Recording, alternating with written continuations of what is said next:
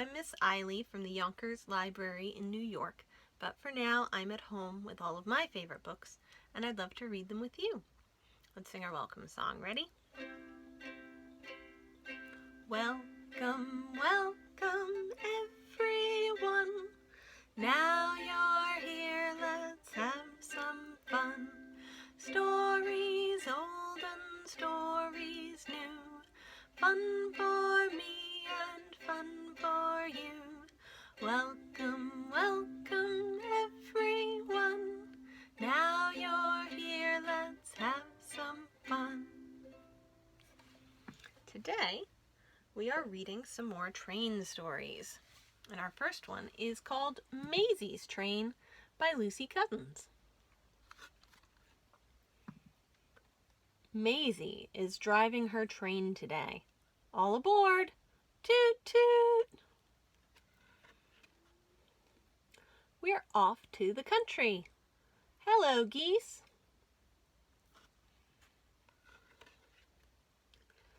Up, up, up the hill. Hello, goat. And down, down, down into the valley. Whee! Hello, rabbit. Through the tunnel. Bye-bye, bird. And out into the sunshine. Hello, butterfly. Here we are, back at the station. Toot toot. What a fun train ride, Maisy. Bye-bye, everyone. And that's the end. Now, how about we sing a song about the little red caboose that's usually at the back of a train. Ready? Little red caboose, chug, chug, chug. Little red caboose, chug, chug, chug. Little red caboose behind the train, train, train, train. Smokestack on its back, back, back, back. Rolling down the track, track, track, track. Little red caboose behind the train. And how about we read a story about a caboose? And this is called The Caboose Who Got Loose by Bill Peet. When Katy Caboose rambled down the train tracks, the engines were steamers with puffy smokestacks. She was a caboose who disliked being last, with an endless black cloud of smoke rolling past. It's not only too smoky, the caboose would complain. There's the jerks and the jolts of this noisy freight train.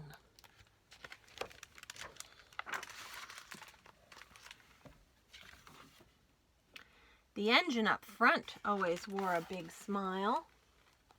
As he lumbered along for mile after mile, he was proud of his being so powerful and strong that he could haul a freight train 100 cars long. So on he went chugging, no worry or care, leaving Katy Caboose in dark clouds of despair.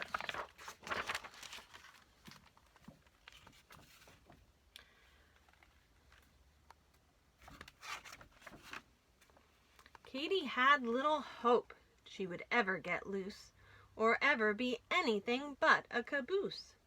I can wish, sighed poor Katy, what else can I do?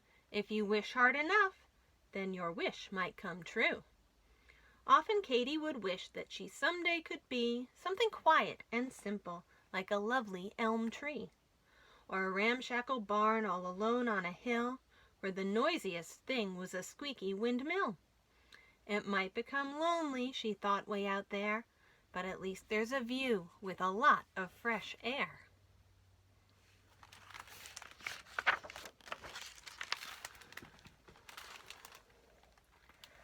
Whenever she passed through a small country town, Katy wished she could stop and just settle down and be one of the houses who sat in a row on a tree-shaded street and have no place to go. It's so restful, thought Katy, where one can relax, as she hurried and scurried on down the train tracks.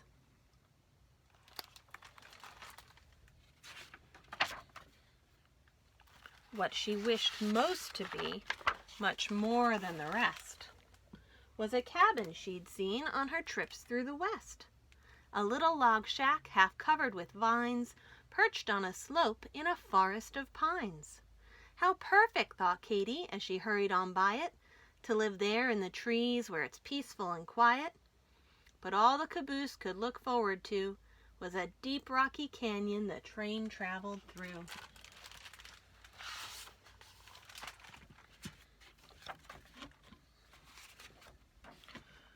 Where huge boulders leaned way over the tracks in towering, top-heavy, gigantic stacks.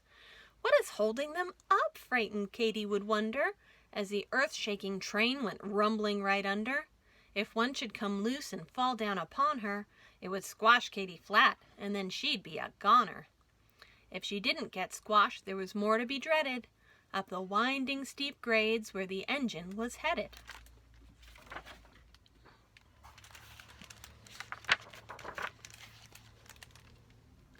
High up in the mountains were terrible ledges, where the track ran along only feet from the edges.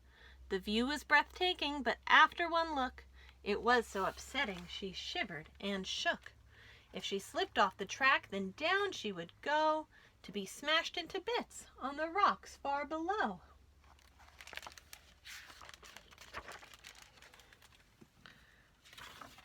Then poor Katy received even more of a fright, from a smoke-blackened tunnel as dark as the night, and she crept through the tunnel with a horrible thought that back in the darkness she'd suddenly be caught by caboose-eating monsters who lurked all about. They would gobble her up before she got out.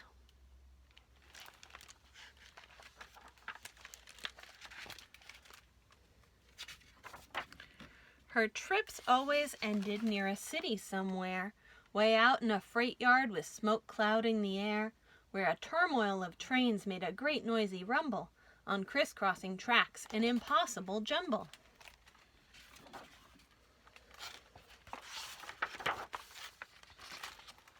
The train came to a stop and the cars were unhitched.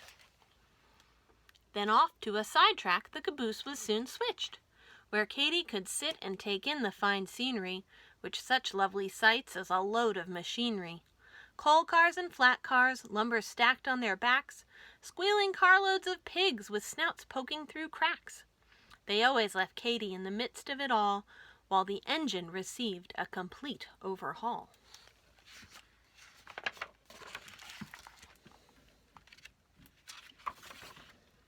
The huge engine at last had run down from the strain. From the 10,000 miles he hauled the long train. Back in the roundhouse men swarmed all about to check over and under him, inside and out. Replacing old pistons and bolts that were missing, patching leaks in the boiler that made a loud hissing, cleaning rust from his piping that ran everywhere, checking steam valves and pumps in great need of repair.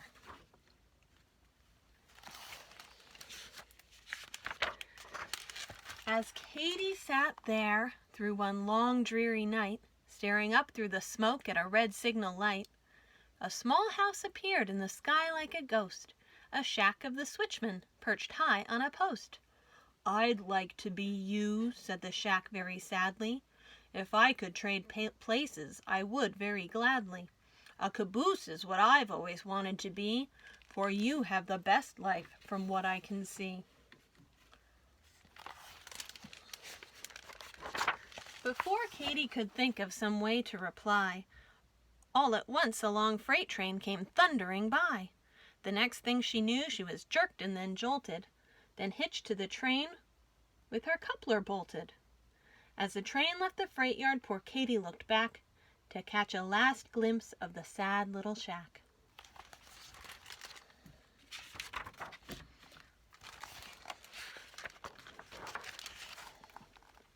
"From now on," Katy promised, "I shall never complain. I'll be a happy caboose at the end of the train, and put up with the jolts, the train noise, and the rest, all the smoke that rolls by, or at least try my best."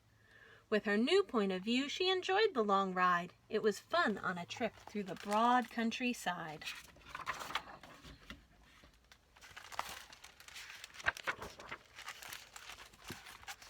But when the train crept up a steep mountain grade, then poor Katy found she was still as afraid, and once more she began to shiver and shake at the thought of the frightening curves she must take. Her unsteady wheels could cause her to slip, which would suddenly put a quick end to the trip.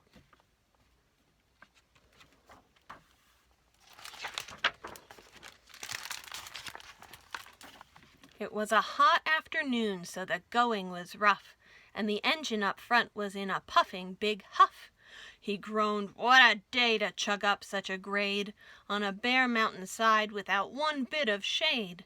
When he came steaming over the very last hump, he lunged with a fury that made the cars jump, all the way back to Katy, who got such a jolt that it snapped off a rusty old coupling bolt. She was free of the train, at last she was loose, and away down the track went Katy Caboose. On down the grade she flew faster and faster, straight for a curve and certain disaster.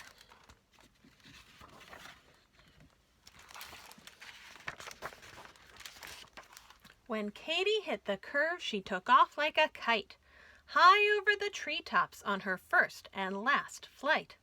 That would quickly have ended poor Katy Caboose if it hadn't been for two towering spruce.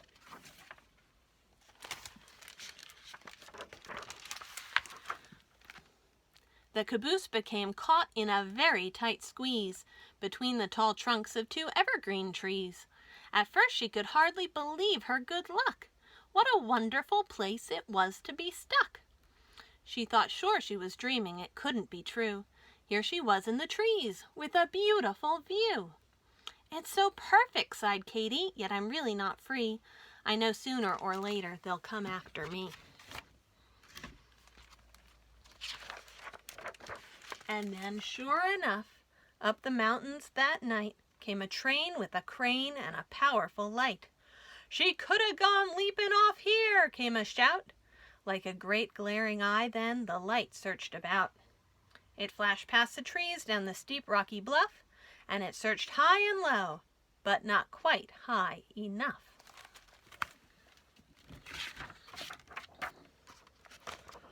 Or it would have spotted the missing caboose, but all they could find was a startled bull moose. "Let's call it quits," growled the boss of the crew. "For all that I care, she's in Kalamazoo."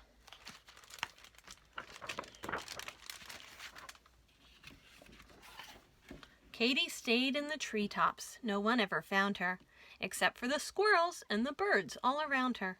At last she was free, just as free as the breeze, and how Katy did love it up there in the trees. And indeed, oh indeed, oh indeed, Katy did. And that's the end. And now it's time for us to say goodbye. Can we sing our goodbye song? Ready? Goodbye, goodbye, everyone. Story time was so much fun. We are done, but don't be blue. Next time we'll read something new. Goodbye, goodbye, everyone. Next time we'll have